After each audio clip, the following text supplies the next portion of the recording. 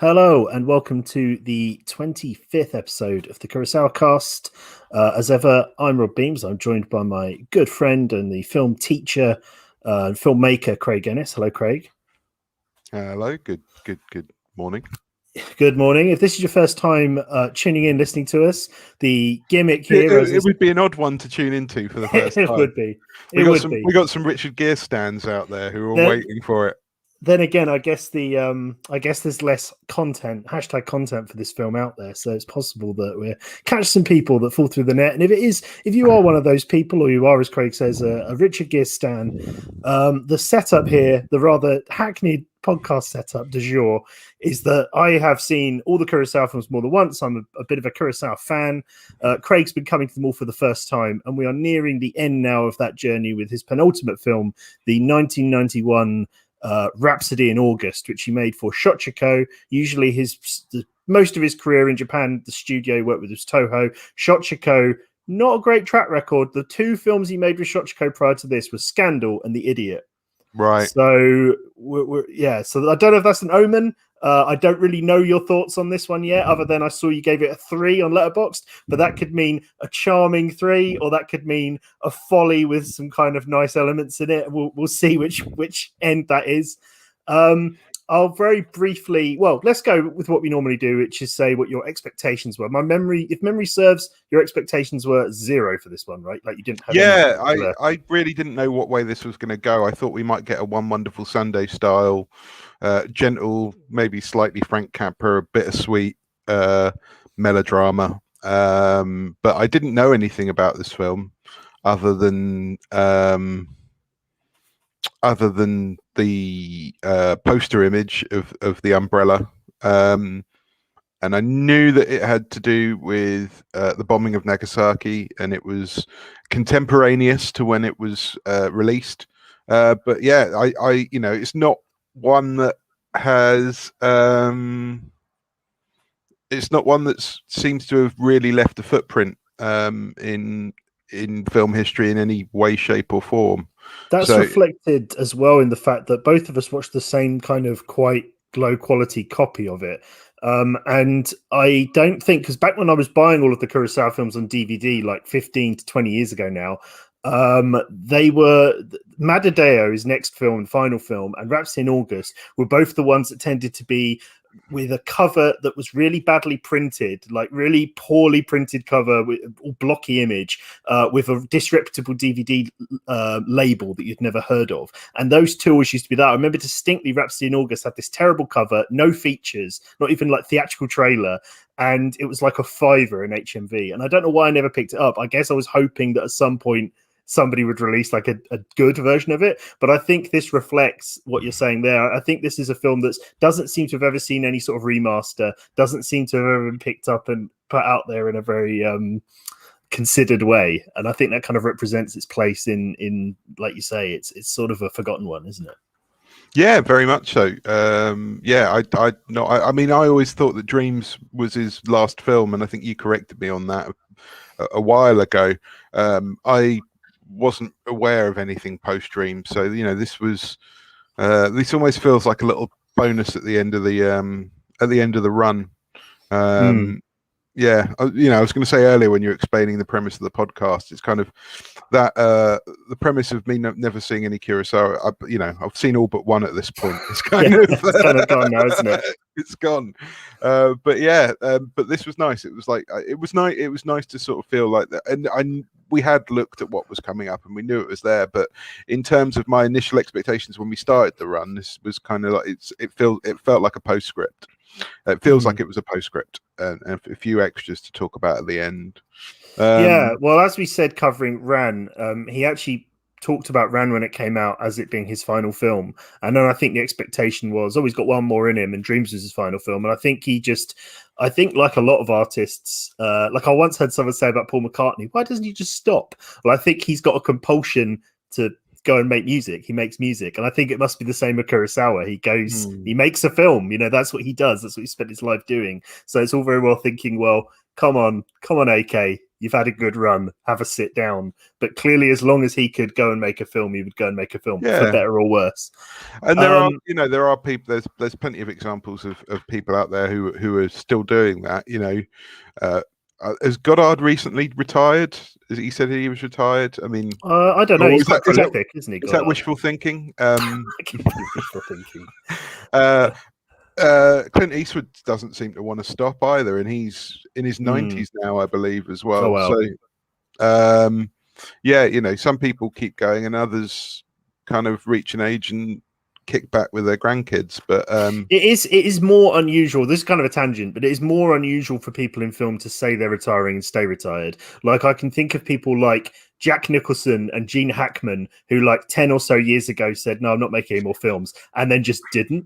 But Sean Connery. Usually, Sean Connery as well, until obviously the late Sean Connery. But they all, those are all guys that went, no, I'm not going to do it anymore, and then they stopped. Usually people say, I reckon this is my last one, and then they get like coaxed back for the big return, and people go, oh wow, he's back.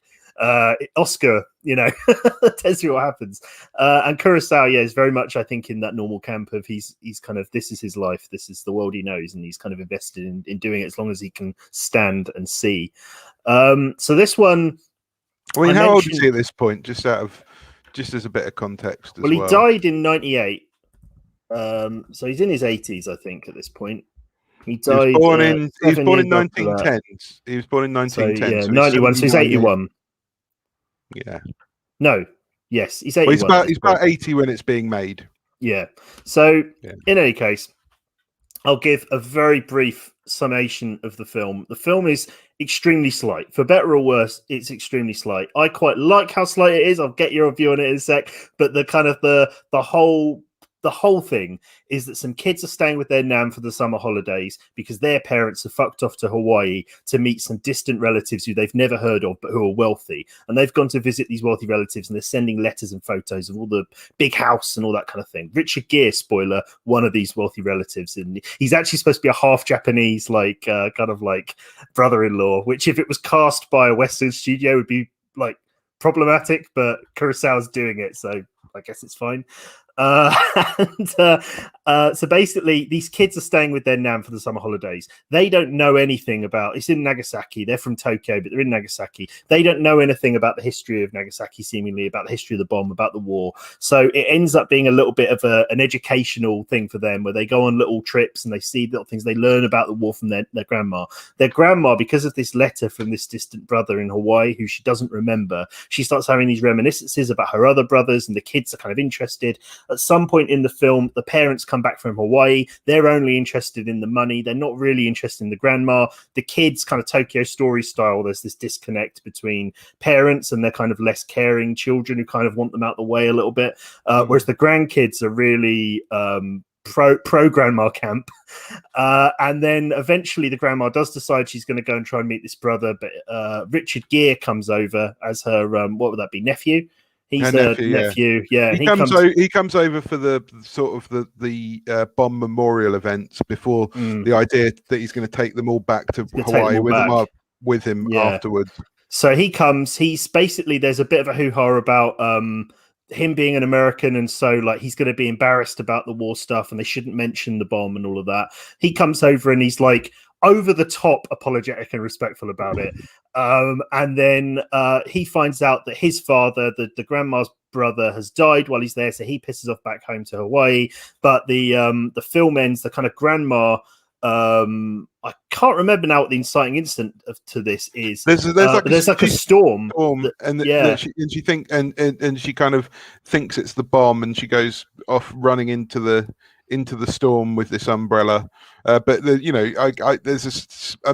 a hint of sort of dementia about it, isn't there? That she's the memories come up, and she's starting to get lost in these memories, and kind of they describe it as her traveling back in time and kind of being back with her husband and being back. But it's not explicitly dementia, and if it is, it's very, very sudden. but yeah, there's that to it. As Yeah, well. it seems to be because I know there's the storm where she kind of starts thinking like it's the bomb going off again and acting kind of very much kind of like the sudden crazy I live in fear anxiety about guy. the bomb as I live in fear when he starts acting like that. It's very similar to that. But I think the inciting incident is possibly the death of that brother, because then she starts sort of blaming herself for not going sooner. But anyway, she goes off into which the happens storm. which happens with 15 minutes to go. Yeah. And then she runs off into the storm, the kids chase her, and the film ends there. And it ends with some that's the reason that's the poster image. It's probably one of the most memorable, if not the most memorable image in the film. So high level, what's your take on Rhapsody in August? It's sweet. Yeah? Yeah, I like it. It's a very warm 3 as opposed to a this is quite standard kind of because actually it's quite weak, but it's got enough warmth to it that it endeared me to it.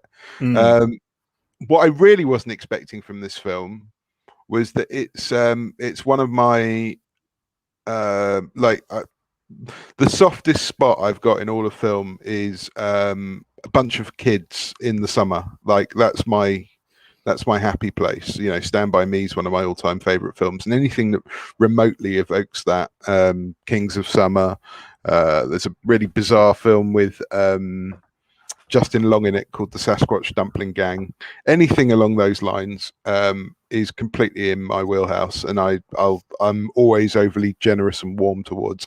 And that's what this is really. It's 4 kids staying with their nan, going into the woods, having a bit of a swim, having some telling dinner, scary stories, dressing up like wood imps, trying to fix an old organ. Like it's just this kind of meandering long hot summer thing for these kids. And I mean like they kind of slowly try and work on their grandmother because they want to go to Hawaii.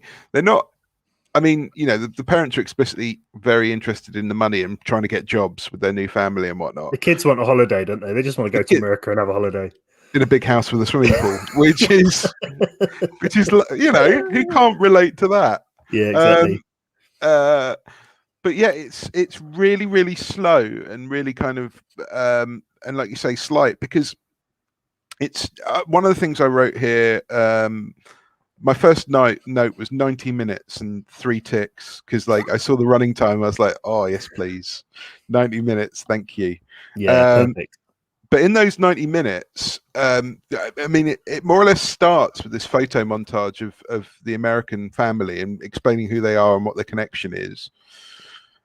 So that you get that from the get-go. But it isn't until within these 90 minutes, it isn't until 50 minutes in or 40 minutes in, 45 minutes in, that the grandma relents. And then there's another 15 minutes or so until the parents come home and start talking about it. And then there's another 5-10 minutes before Richard Gere shows up. And then you're only 20 minutes until the end. So like the family drama stuff, if you like, it's the length of an episode of a soap opera. I'm not saying it's a soapy film or anything like that, but there is, you know, for a 90-minute film, there is half an hour of narrative momentum to this film. Yeah, and there's a first hour that's more meandering, isn't there, and more kind of, which I preferred. I don't know about you. I loved it. Yeah, and I think as well, like there is, pun very much intended, a real gear change when Richard Gere turns up, because and there's nothing wrong with him in the film. Like I don't dislike his performance in it. I don't dislike particularly the idea of his character coming over. I think it's kind of a cool idea that this American relative comes over and has this outsider view, and I quite like that as a concept.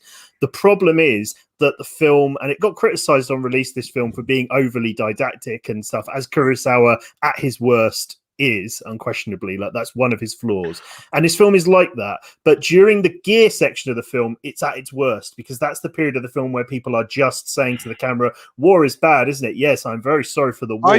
I didn't rub up against any of that, and for two reasons. It's probably more complicated than that, but I didn't rub up against any of the didactic stuff. One is because you're largely from the point of view of these kids who live in Tokyo, who are visiting Nagasaki, and they don't really have much of a concept of what the bomb was or how it affected people, beyond that. What they say, it's this weird, scary dream that kind of happened. They don't really understand. So you're kind of learning it from a child's point of view, which might sound a little reductive or a little simplistic, but also, I can't think of much that I've actually. There's a great scene in it where they're kind of wandering around sort of central Nagasaki after they've visited this school where their grandfather, no, not their grandfather, their grandfather died. Their uncle, yeah, they're visiting the school where their grandfather died.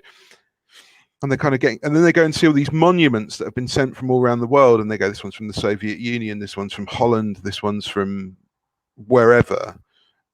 And looking at it thinking, do you know what? I've never really seen anything from the sort of the Nagasaki point of view or the Hiroshima point of view. I've seen lots of stuff about it. I've seen, I've seen films where American and European scientists sort of stroke their chins and feel very, very conflicted about what they're doing and the evil that they've unleashed on the world. But I've never seen anything that's about normal people living their lives and this thing being dropped upon them and then how they go on afterwards. And so, and the understand, not only that, but the idea that this is made 45 years after it happened, and that there are people still around who remember it, who were there on the day, who've lived with it since. Something that is probably less and less in 2021. There's probably much fewer people about that remember it or were there then. So to have that kind of that point of view of it from the lived experience of ordinary people, and then passing that down generationally to grandkids who sort of gather an understanding of it. I thought I liked that. I didn't mind the didacticness because it all kind of fits thematically for me. I thought that worked. I thought I didn't mind being talked to about it. That was absolutely fine, because I felt like I didn't have any experience myself to it felt like something I needed to listen to. Yeah, I agree for the most part, because I don't have a lot to say about Donald Ritchie's book on this one, so I'll just mention it now. He is that's the Films of Akira Kurosawa by Donald Ritchie. He's got an essay for all of the movies. In this one, he's extremely negative about the film and talks a lot about its sort of didactic elements. And he's pretty much down on the entire enterprise. I'm with you. Like, I like that element when it's with the kids, though. My problem is when Gere turns up, it becomes, for me, a kind of wish fulfillment fan fiction. Like, Kurosawa's always wanted an American to apologize for it. So he writes Richard Gere coming over and going, yeah, this is shameful. I'm really sorry about all this, guys. Really bad idea. Sorry about that. And then he leaves. And there's like 20 minutes of that. But I'm with you with the stuff with the kids. Like, when it's the kids learning about it, we're learning about it with them, and we're hearing the stories. And when we're hearing the grandma talk about her other brothers and things that happened on the day, and there's a really nice scene where another woman who lost her husband on the day comes to visit her, and they just sit in silence. And there's a scene where they see their grandma at an altar with loads of other old ladies, and there's really nice, like, how Kurosawa shoots movement in the frame, even when it's a still frame. There's this really nice, like, breeze through the long grass while we're just watching these people in an altar. There's really nice stuff with that. I just think it's when Gere turns up, it gets a little bit, it's a little bit too on the nose, I think, with a lot of that.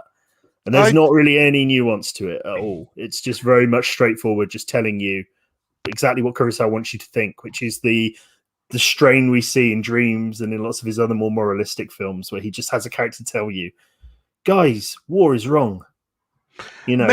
Maybe, but he's there for such a small part of the film that it didn't bother me. I was carried on the goodwill of the rest of the film, to be honest. Yeah. You know, to me, because of the it almost feels like this is to me, this almost feels like I doubt this is the intention, but to me, it almost feels like this is a children's film, like a sort of the sort of children's film that Mark Cousins would pick out, or that conscientious parents would say that their children absolutely loved when they really want to watch Minions 2: Rise of Gru.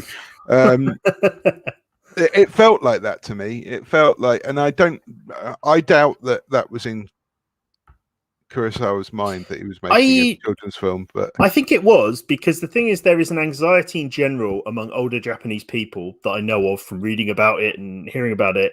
There's an anxiety in general with the idea that younger generations have forgotten.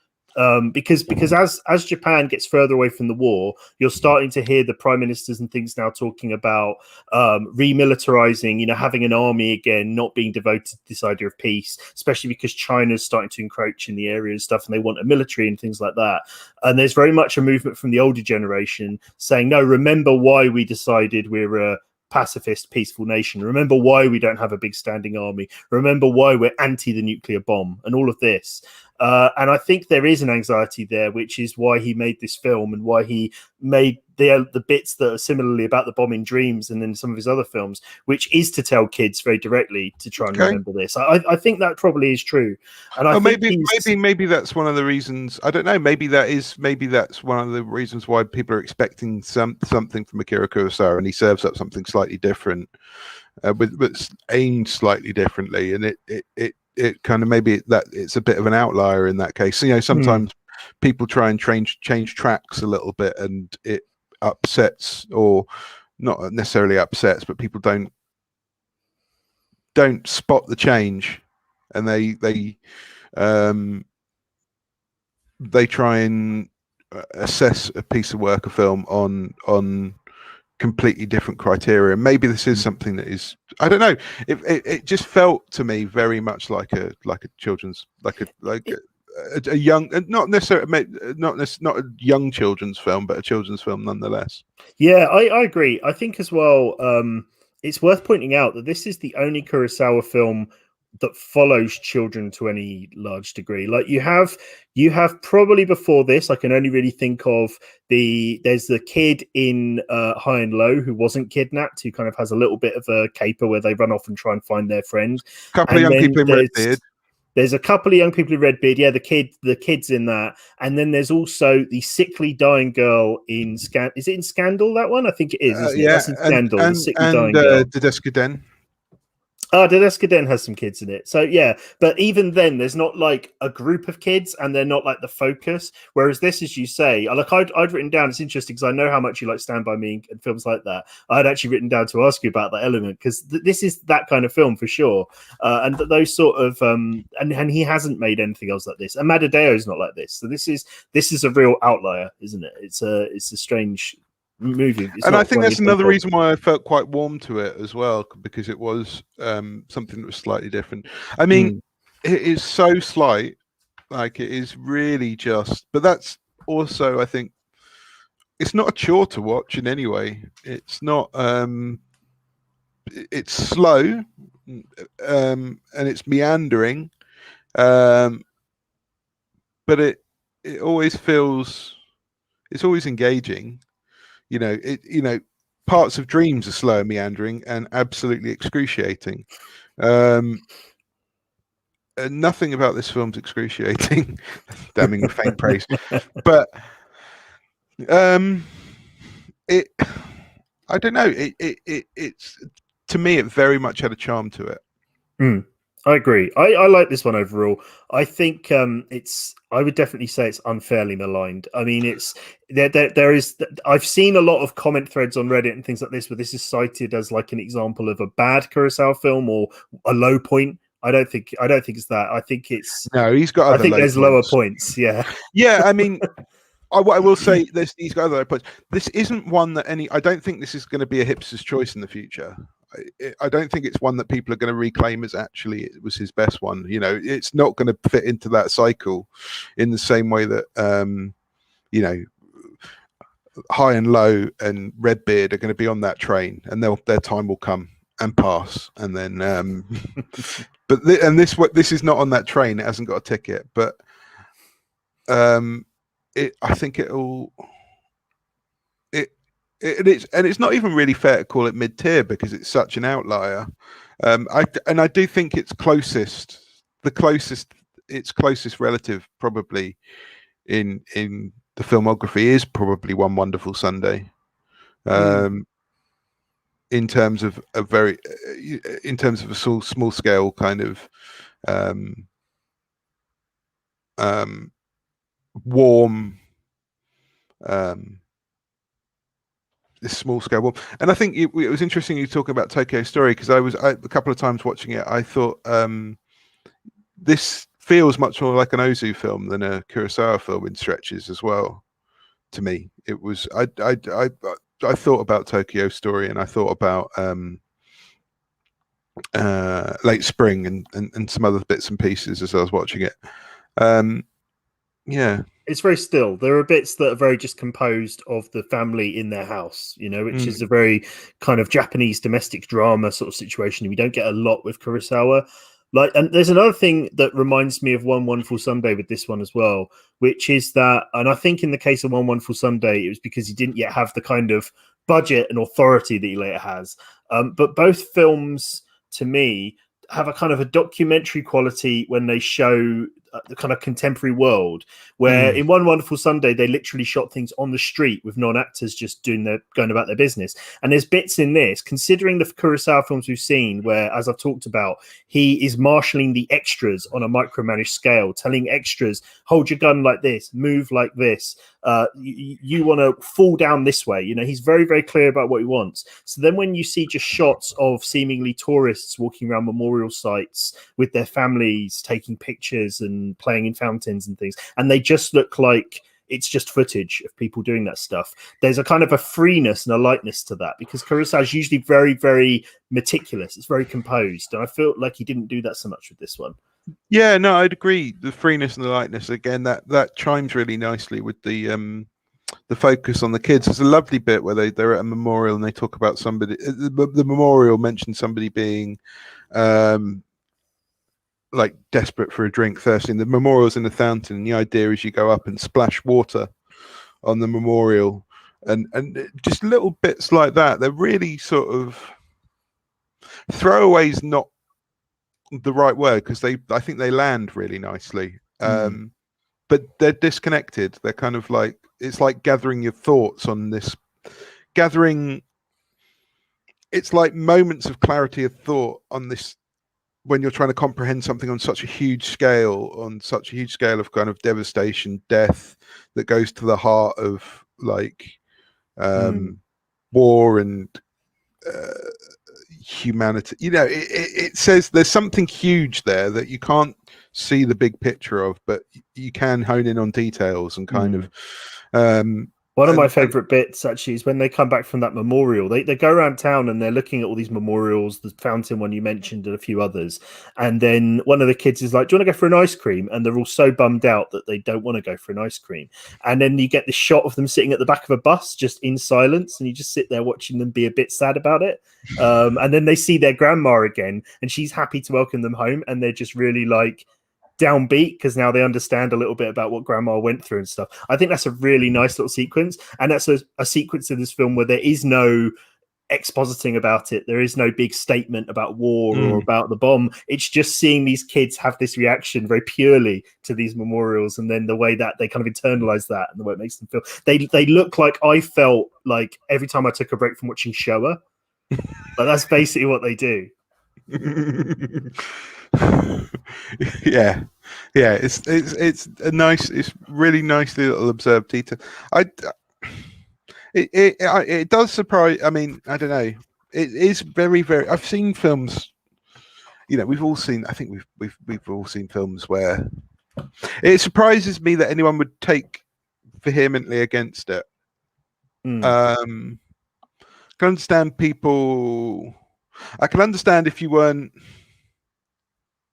can understand the film not catching you when you sat down to watch it. You know, if you weren't in the right mood and you're not really being engaged and kind of because it is slow and it is slight, and there are some, you know, there are moments of narrative like that that are quite subtle, and occasionally, like you say, when Richard Gere turns up, it does get a little bit. It maybe gets a little bit blustery. I can understand people kind of just dismissing it or it not clicking with, but it really surprises me that there was a negative reaction to the film. Yeah, I've also seen a strain of criticism for this film, which mileage will vary on, I'm sure, but there's a strain of criticism of this film that says that Kurosawa talks a lot about the US using the bomb, and he talks a lot about the horror of that and the people that died in Nagasaki, but that there's no reflection on Japanese war crimes or anything that happened in the war. That doesn't bother me at all. No, it doesn't need to be. It's not about that.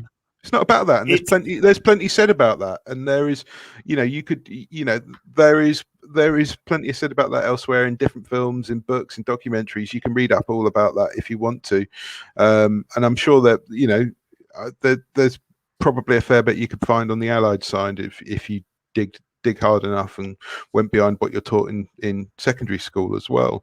But that's not what the film's about. The film's about the lived experience of the people of Nagasaki. Yeah, exactly. And it's about, it feels, and it's about like a family. Yeah, it's about, you know, it's like Fast and Furious.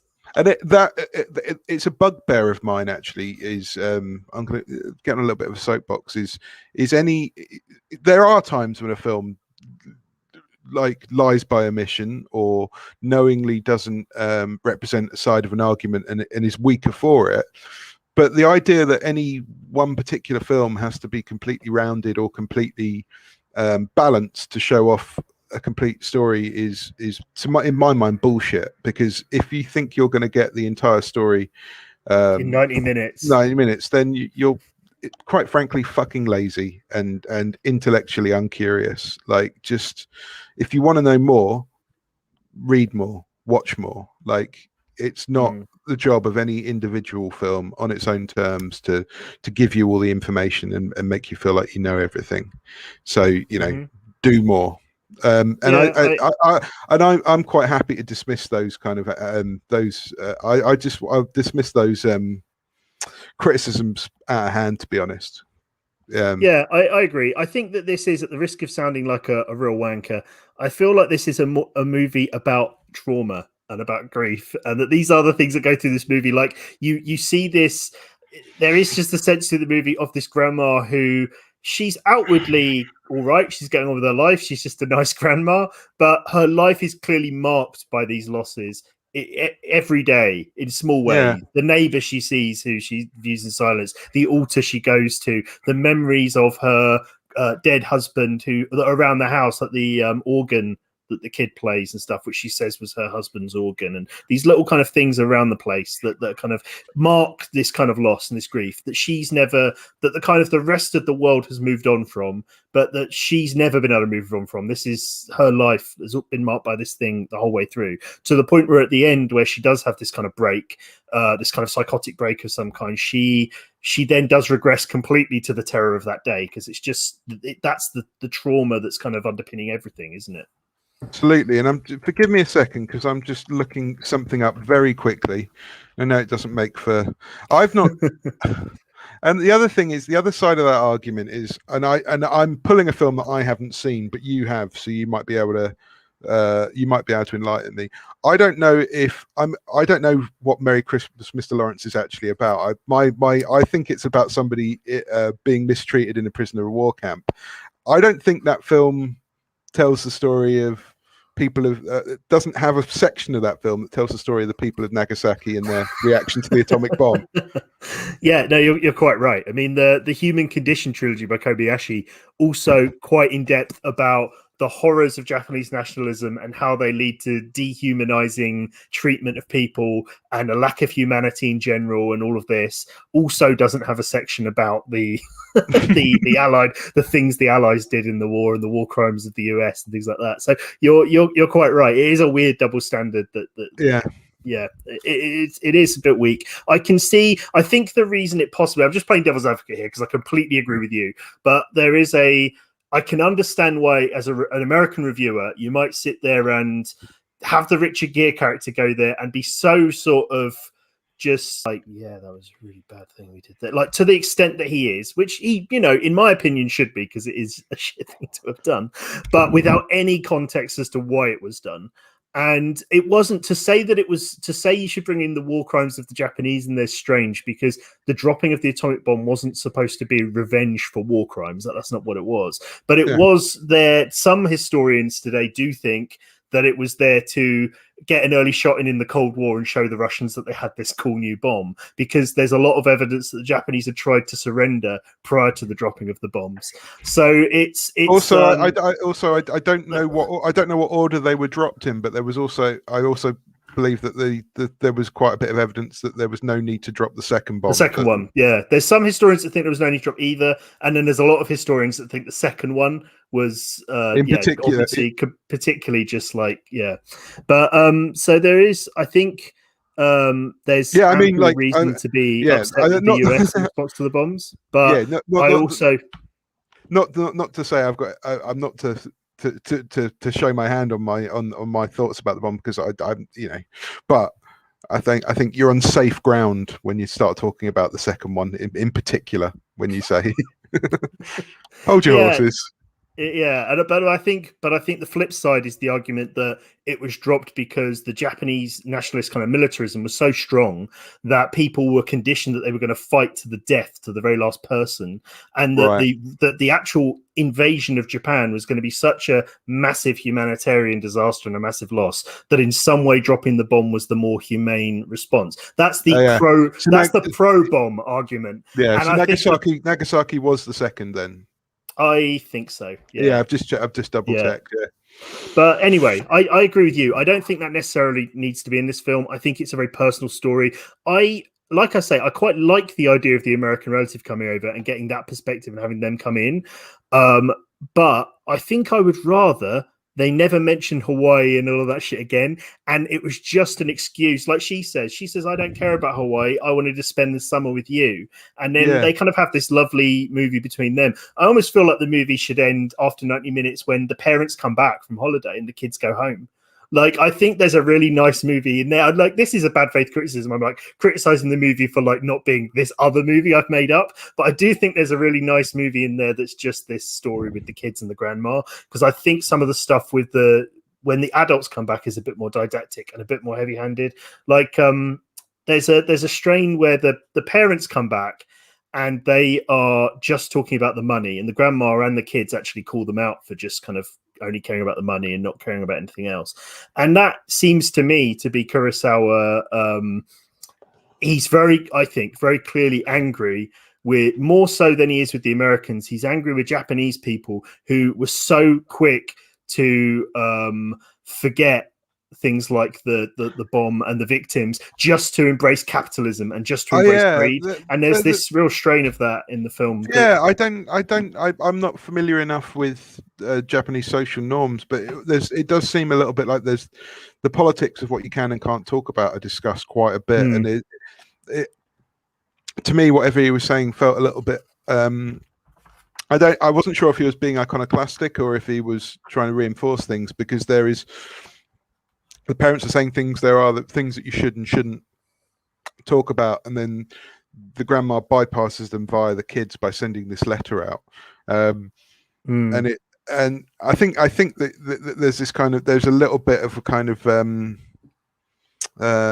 like comedy of manners thing going on that Kurosawa was commenting on, that I don't fully understand, because I don't fully understand the manners and the social norms, but there is definitely something in there as well that's quite interesting. But yeah, I think there's definitely a kind of an anger with what he sees as a kind of sycophancy among that generation, the boomers, basically, where he's kind of like, boomers were so happy to get on the capitalist greed train that they don't have time to listen to grandma's story because they're too worried about upsetting the Americans. And they have that line in there that's about how no, Americans get embarrassed when you bring up the bomb, which is seemingly based on nothing, but they're so worried about possibly causing offense, which plays into what you're saying about the idea that there are these kind of norms and codes about what will kind of cause offense and what's acceptable to speak about. But it seems like if there's a villain in this film that isn't the war, then it's the parents, that kind of middle generation, who don't have the experience of grandma, didn't live through it quite as directly as grandma did, but also don't have the purity of the children to kind of really, because you even get the children having these lines about how this is what being an adult's about. I don't want to grow up because the adults are all just greedy bastards. So there's a kind of a commentary in there about the boomers, I guess. Yeah. I'm seeing if we've got any more notes, but I don't know what's left to say about the film, really. I've got a lot of notes, but they're mostly things we've probably talked about. What did you think of the imagery of when she says the bomb was like an eye, and then you literally see an eye? Because I could go either way on that. Like, I quite like it as an image, but then at the same time, I kind of would like it. It's not well executed. No, I like it was better spoke. We've criticized about the show, the tell don't show that occasionally comes up. And I think in this one, in this one instance, I think it would have been better just to hear her say the words rather than see it. I was watching. I watched.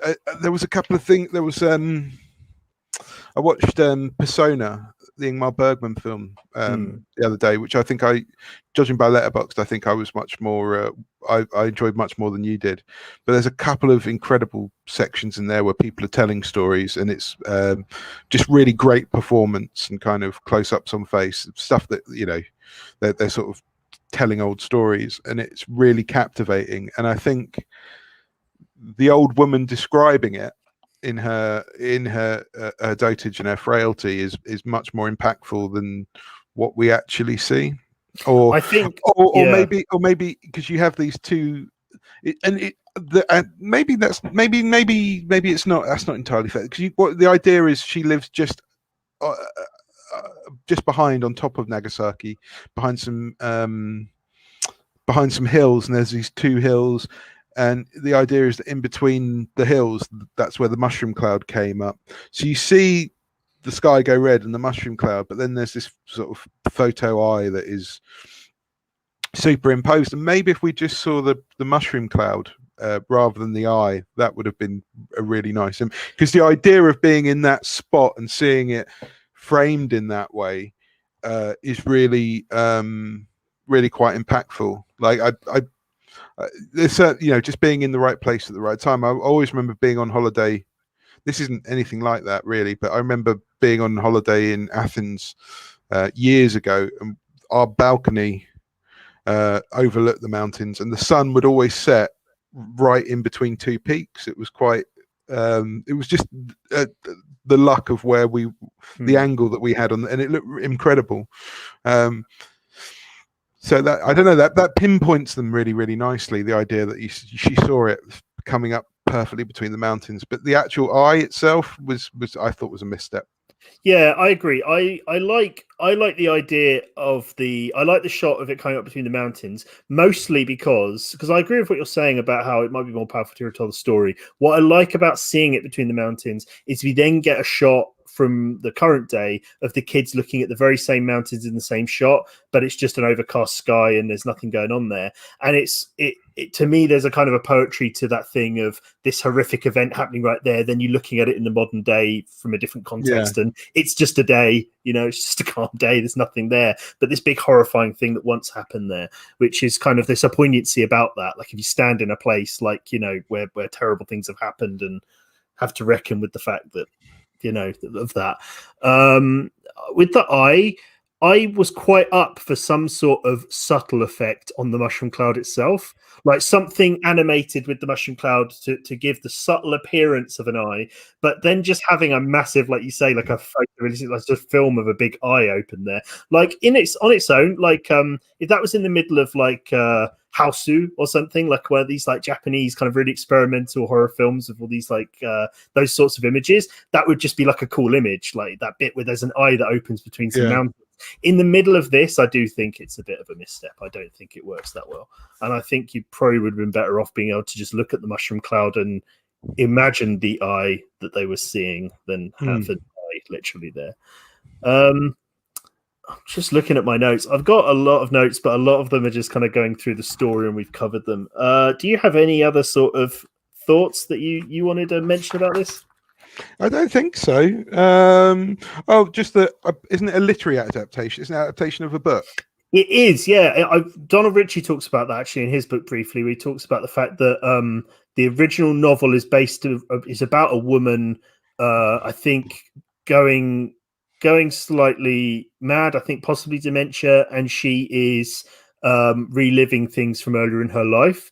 But it's not set in Nagasaki. It has nothing to do with the bomb. The novel seems to have been a jumping off point for Kurosawa to then tell this completely different story, just with the idea that he liked the idea of the grandma character having these memories. Sounds Kubrickian. Yes, it does, doesn't it? The another thing from the Ritchie book just to mention is that he met Richard Gere on a press tour, and that's how he got him for the role, because he had this one role in the film that was not cast, which was this American, and then he met Richard Gere and said, okay, this guy. Like, I have no idea from that whether he'd ever seen Richard Gere in anything, but I do have a lot of respect. Like, I don't know if Richard Gere speaks Japanese. I know Richard Gere is a little bit of a weeb, so he might speak Japanese, but I have a lot of respect for his Japanese in the film, just because he's seemingly memorized a lot of lines of Japanese, and it is obviously a hard language if you're not from there and you don't have any grounding in it at all. The other thing was that this film was completed 3 months ahead of schedule, which you've been playing along with us so far is pretty much unheard of for Kurosawa. He's usually a late and over budget kind of director, and this was filmed quite quickly, all put together quite smoothly and all finished 3 months ahead of time. But that's, other than just Ritchie complaining about lots of the dialogue, there's not a lot more from him on this one. And I can appreciate the dialogue. Like, Ritchie is a Japanese speaker. Maybe the dialogue is really clunky. I certainly think a lot of it's quite clunky in the subtitles as well, but not enough for me to take away my enjoyment of it. Like, I'm pretty much on side with you on this one. I do think it's a sweet film, and I was teetering between, not that star ratings matter at all, I was teetering between a 3 and a 3.5, and I only went with my 3.5 in the end because I saw that I gave Dersu Uzala a 3, and I thought, well, I prefer, if you ask me, do I want to watch this or Dersu Uzala? I want to watch this for sure, because it's 90 minutes. And that's not just... I was going to say, it's sweeter. Yeah, I'm going to check to see what I gave Dersu Uzala. But yeah, I'd prefer to watch it not even just based on running time, to be honest. Yeah, no, me too. Yeah. Yeah. What did I give it? I gave that 3. I think I'm you gave Dersu mine. I think you gave Dersu and Dodeskiden 3s, so it was kind of in the club with them. And I would rather watch this than them. I'm bumping it based on the same logic. Although I might revisit Dodeskiden actually. Yeah, you did talk yourself into that one in the pod, didn't you? Yeah. Okay, so with that said, I think you've already given your where it ranks for you, which is it's not mid-tier. It's like a separate off. Like, if you've got the I don't know, like a Venn diagram or whatever, it's off in its own circle, off to the side somewhere. Is that your final answer? Would you be able to pitch it somewhere in his actual canon? I don't know. I You've think mentioned One Wonderful Sunday. Is it sort of on a similar tier to that? Yeah, I would maybe sort of like do the kind of butt-shaped circle. They kind of sit together. I think they make a good twofer, and if I had my own cinema, I'd maybe show them as a double bill.